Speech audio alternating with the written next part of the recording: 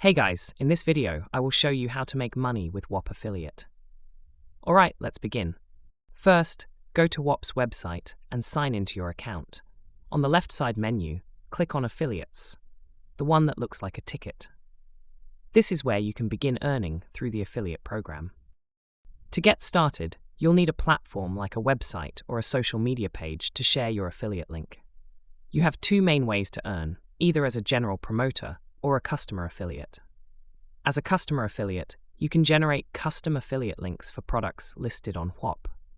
For example, I created an affiliate link for a product called Driven Enterprise. When someone makes a purchase through my link, I receive 30% of that sale, without any added cost to the buyer. You can view all your affiliate links by clicking See All. Below, you'll see your account's earnings breakdown, reserved balance, pending balance, in transit, and available payout. If you haven't made any sales yet, your data will show as empty, but once sales start, you'll see detailed stats like daily, monthly, and year-to-date performance. Whop also offers a free affiliate training course. Just click the training tab to learn strategies from top affiliates.